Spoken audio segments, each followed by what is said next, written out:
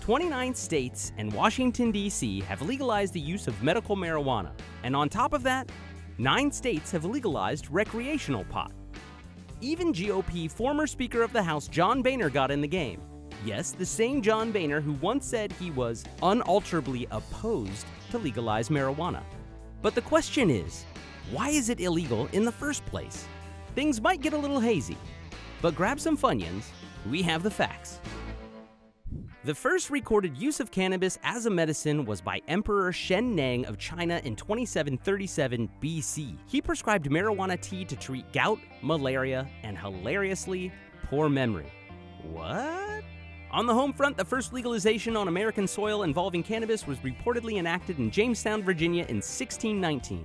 The decree from King James I required all American colonists to grow Indian hemp for export to England.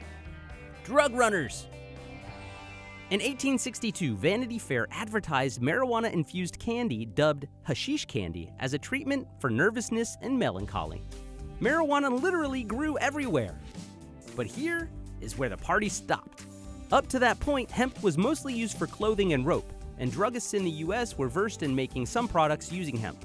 In the wake of the revolution in 1910, Mexican immigrants flooded the labor market in the US, and heavy tensions arose regarding the influx of immigrants. Those same immigrants also brought with them the simple ingestion method of smoking marijuana. Due to the cannabis being associated with cheaper Mexican labor, xenophobic and racist campaigns against the immigrants led to lawmakers and the general public acquiring a negative view of cannabis. Those lawmakers, in turn, began a nationwide cannabis prohibition. The 1960s and early 70s were an iconic era for cannabis users, bringing in a new wave of pot smoking that sparked a revolution. All across the country, young people were joining in on the cannabis movement. And it was during this time that the term 420 originated. So it's time for a pot quiz. True or false? Question 1. In 1965, the Justice Department rearranged its 10 codes to make 420 the code for marijuana. Answer: 1074. That's code for negative. False. Question 2. A Humboldt State University chemist discovered an amazing 420 unique chemical compounds in a single, particularly sticky bud in 1968. Answer: false. Question 3.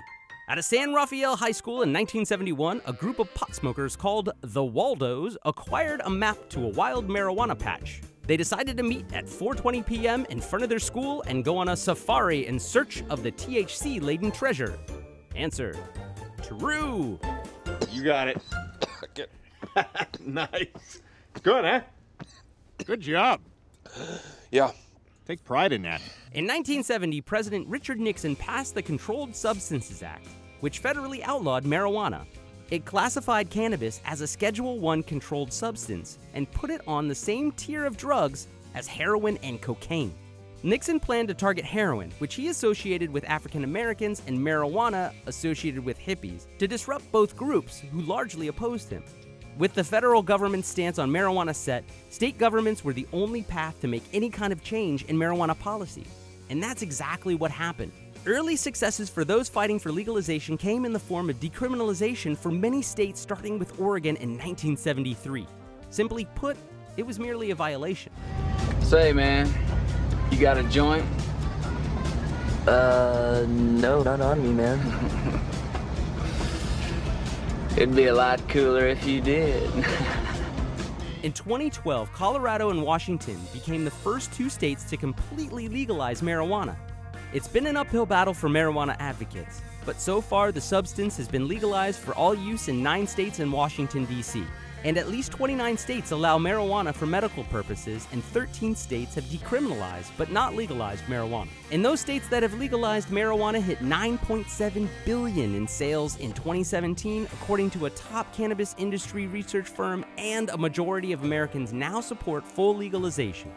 So perhaps it's no wonder why John Boehner is getting in on what Emperor Shen Nang and the Waldos have been doing. Just remember, Mr. Speaker, you pass it on the left-hand side.